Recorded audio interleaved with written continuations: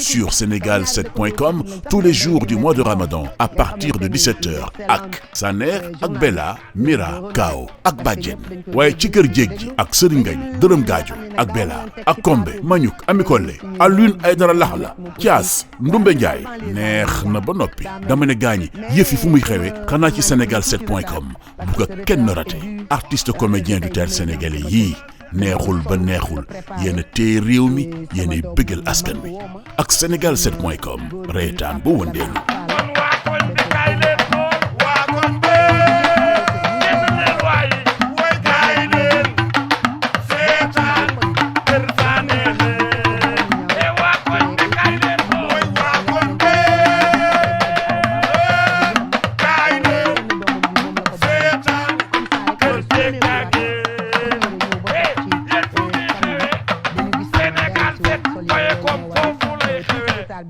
Fatou Abdou ba yàq tuuti retard émission bi mais du yàq dara ci émission bi incha allah ndax tàggu naa leen wax leen ni leen fii laa jëm si te lu ma fi war rek Sénégal moo tax yàlla lu ñu fi wax yàlla na jëriñ Sénégal bi jaay Seydi lu jël di nuyu Ablaye Wade sama président di nuyu Karim Wade asalaamaaleykum wa rahmatullah loolu la ñu doon xaar bu fay yeggalee nga ko c'est un plaisir honorable de vous recevoir sur ce plateau wax naa ko sànq ni ko Khady di defee nag tey je vais reprendre ces mots moom mooy moom comme il est dans toutes les sauces te fi mu toll nii dafa teel a commencé mbirum pikidité damay dem ba ci moom ndax nag moo yor junni yi te fi mu toll nii xale yi dañ koo jox bopp Momo bonsoir. rek jeex na.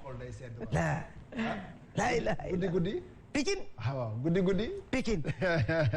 li baabooy doon wax guddi. Pikin dégg nga ayca ñu ngi nuyu téléspectateurs yëpp rawatina nag tey waa banlieue waa Pikine jëm yëmbal jàpp Icotaf. ginnaaw raay Pikine Lamsar donc ñu ngi nuyu ñëpp di béggee ñëpp itam ci GP bu tay bi kontaan à chaque fois moo ñuy animé ba ñu taxaw fii. bu ko defee ñu jox leen GP bi nga xamee ni koor gi bi mu tàmbalee ba tey moo leen di gunge et puis chaque soir ñu andil leen ay invité de marque tey gis ngeen suñu invité ci première partie bi honorable député Mame Diarra Fam muy député de la diaspora tey waxtaan bi xam naa ni dina neex ak journalistes yi nga xamee ni ñoom ñi ngi fi ñu ngi leen di nuyu itam bu baax a baax en deuxième partie Fatou Abdou mi ngi koy wax léegi nañ dalal Mohamed Abdallah Thiam bu fondation Kër Rasoul bu ci kanamee tuuti itam jàngkat yi dinañ fi ne bu ko defee ñu waxtaanee Seydina Muhammad sallallahu alayhi wa sallam comme ni ñu koy defee chaque soir dinañu duggaat ci réseaux sociaux yi duggaat particulièrement Facebook xool waa Sen TV l'officiel ñoom nan la ñuy seetaanee GP xool ni ñuy partagé xool itam ni ñuy commenté comme tous les soirs bu ci kanamee tuuti ñëw ci ñoom jox leen xéwal gi nga xam ne ni ñoom ñoo ko moom donc def leen ko ni ngeen koy defee chaque soir commenté leen partagé leen et puis bu ngeen di commenté bàyyi leen itam seen ay numéro téléphone bu ko defee ñu jox leen ci xéwal gi fii léegi ci kanam tuuti et puis tey tissu yi dama koy maye ñaar laa yor tey donc tey dama demoon seeti waa Lama boutique ñu jox ma ci bazin Fousneguer yi wax nañ la nga jox ma de bii day dem bu ci kanamee tuuti bii itam day dem bu ci kanamee tuuti te yéen laa koy jox internautes yi donc commenter en masse et puis bu ci kanamee tuuti ma partagé ak yéen xéwal yi nga xam ne ni moo fi ne Fatou Abdou. c'est clair li xale yi bëgg moom la mu moo yokk muy xaalis bi ak li nga xam ne moom mooy Fousneguer bi ak sa qualité bokk na ci douceur ci yaram ak li nga xam ne it moom lay def donc certainement gars yi dinañ dugg bu baax a baax commenter ngir mën a am ci cadeau mais dañuy wéyal nuyoo bi Fatoumata Diop bonsoir. Bonsoir Fatou Abdou.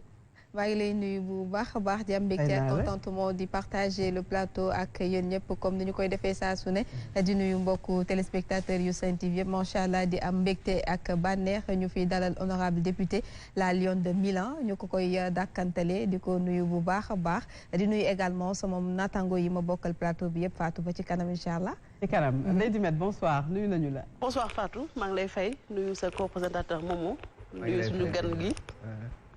honorable député am mbégte loolu dalal la ci plateau bi et puis jëlaale occasion nuyu waale bu baax a baax la banlieue di nuyu waa Pikine bu baax a baax di nuyu waa Sénégal di nuyu bu baax a baax la xalif général des Mourides sëñ Mountakha Mbacké di ko ñaanal yàlla mu yàgg fi loolu te wér ñaanal itam xalif généraux yi nekk fii yëpp ci Sénégal nuyu tamit bu baax a baax waa jàngu bi dellu ci plateau bi nuyu Fatima Diop nuyu bu baax a baax Neige Nafi maa ngi lay nuyu bu baax a baax yaa Oustaz maa ngi lay nuyu di la ziar Cheikh Mbacké maa ngi lay nuyu di la ziar Fatou kon ba si kanam ñu jàkkaarloog suñu gan gi am mbégte vraiment dalal ko ci plateau bi. C'est clair. Alors Nech, le verre te va très bien. Merci. Toute belle, bonsoir. tuddee naa la ko sa sañse yow tam rafet na maa ngi lay nuyu Fatou di nuyu ñi nekk ci plateau bi ak suñu yaay suñu invité honorable Mame Diarra Fam di nuyu moi aussi je t'aime bien maman. Je t'avais pas reconnu quand même. ah oui xool day gisee. ñu lay dalal bu baax ci plateau bi. di nuyu tamit oustaz sama xarit bi nga xamante ne des fois ñu jàkkaarloo mu diigal. waaw baal naa la. amaan mais yéen ñaar xale yi dañ leen a TikTok. TikTok nañ ñu de. dañ leen a TikTok de man sama rakk ji nga fexe bañ TikTok ko rek moo ma métti. te moom nee na doomam laa. en tout cas. baax na d'accord. ndeysaan. yaayam di seetaan télé. ni ko man yàlla daa def oustaz Mouhamed Mbaye ma bëgg ko lool. ma ne ko sa yaay de nii nga mel bu dee moo la jur am naa cofeel ci moom te gisaguma ko. mun ma loolu amul benn problème dinaa fexe ba ngeen xamante ma dox seen diggante pour man dox diggante gi yëpp daf ma koy may. nakete yow intérêt moo ci lalu jour anniversaire lu way juram mu jaral moo def sacrifice bu ne génn gis maire bi mu taxaw ak paa bi ma ne ko na ngeen def fa la wax ja war a yem waaw kon loolu nga ma jàppal maa ngi fa la wax ja war a yem yàq na la Ousso boog alors Nafi Dieye brocard nga laal de bonsoir Nafi namoon nañu la c'est important baax a baax nuyu suñu invité honorable madame Mame Diarra Fam nuyu ñi ma bokkal plateau bi yëpp ak képp koo xamante ni chaque jour bu 22h jotee da ngay taal sa télé ngir ñu bégal la ci grand plateau bi comme à l'accoutumée tout à l'heure vous aurez les informations yi gën a fës ci réseaux sociaux yi. c'est clair alors Mouhamed Mbaye ñu ngi lay ziar bu baax a baax. sangu-sang yi sallallahu alayhi wa sallam sallallahu alayhi wa sallam nunaani wala saaxibi naasiril xaq bil xaq talaatil xaq bil xaq minal xaq ilal xaq xaqu xaqaa'iqin wal xaqu xaqahu wala xaqa yaxiqu bi xaqihi wa ala alihi wa saxbihi wa man tabi'a al huda bi hadiyin ila yawmi ddin. ñëwal ñu nag ci nuunaane gi parce que waxtu yu bi jotee moom faaw nga ñëw ci nuunaane gi moom. sama yaay Seyna bu sekk nag ndeysaan yaayu bugaan daf ma message tey suba sama xol sedd lool mun ma noo oustaz ndar moom ñu ngi koy toj saf na fa saab xam nga nag nuunaani bi tey dama koy may Seyna bu mbay Seyna bu mbay mu ngi nekk ba Kër Massar laa Lyon laa ko tuddee Moussa de ko laa Lyon moom laa may tey nuunaani lam yaktubuhuma xalamun fii kulli nuunin minan nuunaani aynaani sa esprit wax ca pale ba ca ensemble ca kanaa yooyu laa abu tey def ko nuunaani c'est clair lam yaktubuhu ma xalamun waaye fatab nga baal ma rek gis nga li ma sol xaw ma rafet na xaw ma rafetu rafet na dañoo bëggoon may la deuxième partie bi rek dañoo bëgg attaquer directement ak Mame Diarra Fallou Dieng moo ma ko jox rek addi yonent bi waaw Fallou Dieng men Fallou Dieng men moo ma jox lii addi yonent bi sallallahu alayhi wa sallam ndax cofeel bu mu am ci yonent bi ak waxtaan yi muy seetaan ñu koy waxtaan ci Cheikh mu woo ma jox ma ko ju bare bu baax la c'est très joli du jeng man la ko dénkoon ca Milan sëñ Mbacke nuyu nañ la bu baax a baax en italien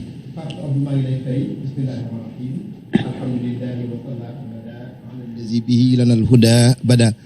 sayyiduna muhammadin wal ali wa sahbihi sawidna wali wali barke borom Taïf Fatou te dinaa la ñaan nga may ma rek ma nuyu honorable député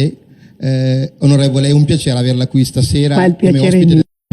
del Gran Plateau. Rappresenta tutta la diaspora soprattutto l'Italia e Finte. Siamo fieri di lei. maa ngi nuyu mbokk yi nga xam ne ñu ngi seetaan yëpp diaspora bi di teg nuyoo bi ne ci loxol sunu sang Cheikh Mamor ibnu Cheikh Mouhamadoul Moutada. macha allah ndax ku tudd diaspora tudd ko Fatou ndax liggéey bi wajuram yoroon Cheikh Mouhamadoul Moutada moo ko yore te laalu suuf. wallaay seer soxna bu liggéey bi muy def faw xana liggéeyu ambassadeur kon wala député yàlla na yàlla yàggal ku fi tamee ko wér. di nuyu baax sunu kilifa diine ya fa nekk bu mu tuddee sëñ Moubarak Lo mi nga xam ne moo yore confédération bi lëkkale daayira sëñ Tuubaa fa nekk yëpp mu yóbbaale sëñ Modou Mbow ñoom ak waa Brescia yëpp di nuyu nag association immigré ay jàmbaar yu fa nekk ku ñu tudd fu ñu leen tuddee seen xel dem ci diaspora bi tuuti Koundoul Ali Baba Faye Pape Demba Dia Ibrahima Niane Masseer Diané pour ne citer que cela incha allah lépp dana feeñ ci waxtaan wi honorable maa ngi lay nuyu maa ngi lay di la bégee di am bég ci tam jàkkaarloo émission bu ma def nag ginnaaw bu sëñ Mbàkke bi ma ci dàqal Fatou nuyoo baa ngi alors c'est clair nuyoo baa ngi noonu ni nga ko waxee Ah oui, c'est normal. waaw ñoom comprendre nañ la comme on a deux parties la première partie est consacrée à l'actualité te honorable ku ko dalal da ngay bëgg a wax ak moom lu bari donc ñu baral ko pour mën a dugg ak moom ci actualité bi mais tout d'abord dañuy dem ci suñu rubrique actualité ak Ndeye Dimet Ndaw ànd ci ak moom ci li nga xam ne mooy rubrique actualité.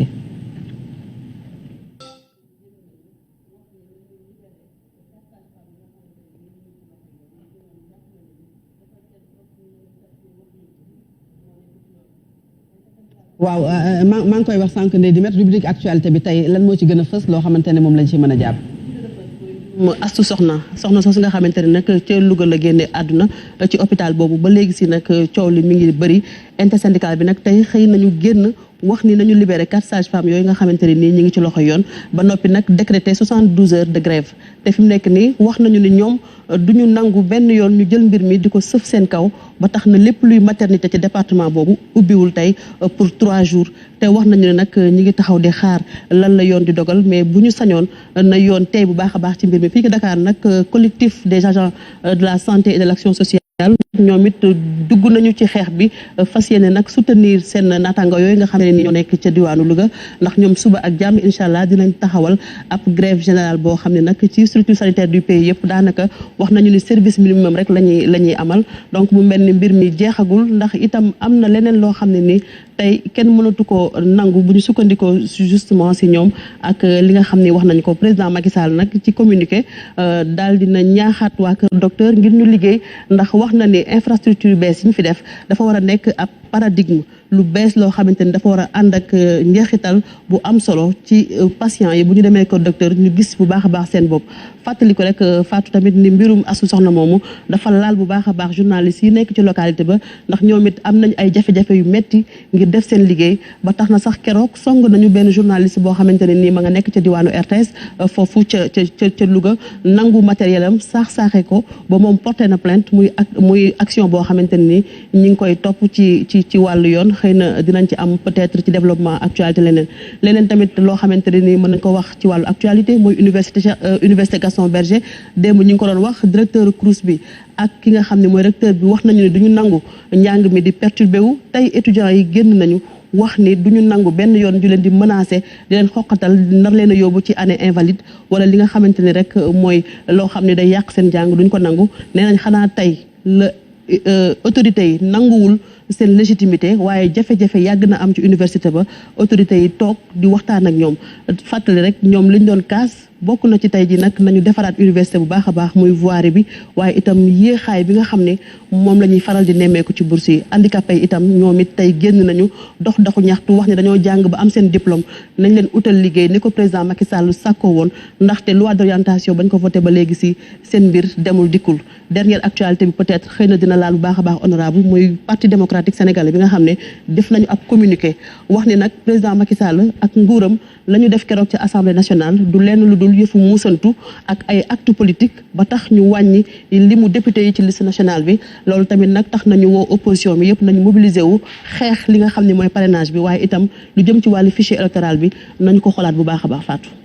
Voilà, c'est important dañuy dem directement ci invité bi commencé honorable déjà mbirum Astu Soxna gis nañu ni nga xamante ne moom la dugalee ci Sénégalais yi ci émoi tristesse ñu gis ay décision yoo xamante ne juddu na ci décision yi bokk na ci ñu dindi ndombal tànku directeur général bi teg fa keneen mais également teg loxo ñi nga xamante ne dañu nekkoon ay sages-femmes nekk foofu nga xamante ne moom mooy Louga loolu li mu indi moom mooy sitting des travailleurs de l'hôpital Amadou Sakhir Mbaye de Louga loolu noonu yëpp tey ban appréciation nga ci am nan nga ko jàngatee. merci beaucoup Fatou Abdou xam nga man dafa mel ni jot naa ci wax am na lu ma ci jot a wax mais lu ma ci jot a wax rek am na loo xamante ne denc naa ko te looloo gën a bari benn bi bii tey dama koy féetale ci état ndax hôpital Amadou Sakhir Mbaye de Louga état moomu ñu ciy sant bu baax Baye Djili ndax Baye Djili lañ ko mën a wax ndax suñu maam la muy Cheikh Baye Djili Mbaye moom moo defar hôpital boobu la ca nekk lépp Baye Djili ko fa def may nuyu sëtam yi ñoom Roqoy Touré ñoom Soda ñi nga xamante ne maa ngi ñoom ñoo nekkandoon Italie xam naa bu baax ñooñu Sodo Touré nga xamante ne mooy sama njaatige fu ma toog tudd ko mooy sama lépp ginnaaw yàlla ak yonent bi ci moom laa nekkoon. je vais te dire une grande dame keroog daf ma woo ñuy waxtaan mu ne ma dafa yóbbu malade mais malade bi mu ñëwee di wasin doom yi nii lañ leen rangalee 1 2 3 4 5 6 7 8 9 yëpp par terre ku nekk dañ laan la joxal sa sër nga laxas am na nit boo xamante ni moom xam na ko dafa xale la bi mu wasinee dafa joxe sëram ñu laxas bi mu waree laaj doomam xamatul doom ji parce que keroog nee na lu mat ay pël yu bari ñoo wasinandoo ñëpp ay pël lañ léegi pël yi ñëpp dañoo xees quand même dam lay wax ce que je dis là c'est grave de te il faut le retenir mais bi nga xamante ni xale bi yeewu na ñu ne ko mais yow ban doom nga am sage-femme yi bon je sais pas matro ni quelque chose ban doom ban mooy sa sër parce que sër la ñuy xàmmee doom yi pour wax la négligence bi nekk hôpital Amadou Sakhir Mbaye te l'état en est conscient mais waxuma l'état tout simplement mais ñi fay liggéeyee dañ ko xam ba pare nëbb ko ndax tey lu leen dal ci manque de moyens bi ma xam mu nekk fa ñoom ñoo ko nëbbal état yow ban sër nga indi kooku nga xam ne ci xiin jeeg coono beeg yooyu rek mën na ko bee la xale bi mi ngi màgg di xees te yaay ji dafa ñuul papa ji ñuul mën na nekk échange de bébé te ça c'est plusieurs personnes woo nañ ma téléphone di ma wax thèse bu mel noonu que doom yi par sër lañ leen di xàmme du dara lu dul ñàkk moyen léegi les milliards du ministère de la santé xam nga ku mën a jël lu toll ni yenn milliards yi def ko ci ministère bu transport war ko mën a jël def ko ci santé à la kuliyal pour mën a yokk benn hôpital ñaar ñett ba Louga mais en sanctionnant le directeur l'hôpital nag amul benn médecin chef hôpital personne n'est responsable c'est le directeur mooy ñëw rek nekk juste responsable man gisuma directeur buy dugg ci salle d'accouchement man donc je pense que les responsables devaient être situés et doivent être situés mais quand même bu ñu pousser le bouton trop haut responsabilité yi dafa commencer ci hôpital bi bu fekkee am na médecin chef bu fekkee am na infirmier chef de poste bu fekkente ne am na sage-femme ba ci état parce que tamit manque de moyens mun na yóbbu nit ñi ci leneen parce que hôpital am na loo xam ne bu ko amul du fonctionner surtout maternité am na loo xamante ne mais quand même waxoon naa ko keroog ñett yi moo xew Sénégal wax dëgg yàlla munoo xàmmee xëy na boo ñëwee ci benn maternité munoo xàmmee matrone bi sage-femme bi ak infirmier bi mais quand même am nañ benn comportement bu ñuy am man subir na man j'ai subi su may wax man je touche ma peau dama subir man Fatou Abdou man dama subir te su ma waxee dama subir yàlla daf ma def bi may am sama taaw fii laa ko amee ci hôpital Le Dantec je peux citer le nom du médecin qui m'a accouché docteur Bambara docteur bu baax de mais am na fu instant di tollu docteur de il faut mu jox responsabilité sage-femme bi denn mu ne la kii toll na état boo xamante ne mënul def par exemple accouchement normal à voix basse il faut ñu élargir wala ñu césarienne donc suñuy élargir kan lay woo sage-femme ni ko kaay élargir sage-femme day yenn saa yi dañuy jël ciseaux yi rek bu ñëwee élargir ne la ñuy xoole tak tip nga sentir doom ji sànneeku dal fale ci suuf oui moi je te dis c'est sur ma peau que je l'ai senti tey hôpital boobu moo ma gënal ci àdduna parce que dama ko bëgg ndax ça me rappelle sama doom sama taaw ki ma njëkk a gis fa laa ko amee su ma taxawee assemblée nationale ba di leen kaasal day mel ni bu ma feebaree sax su ma demul la naan te mais buñ la déggee lu douloureuse nga fa dund. dama fa dund lu douloureuse nga fa dund naa fa lu douloureuse mais loolu c'était des années yàgg na xam nga lu yàgg la mais quand même je sais que dafa am nit ñoo xamante ne man loolu moo ma forgé ma def xam nga virevolte dem jàngi defi santé. waaw parce que ci loolu laa bëgg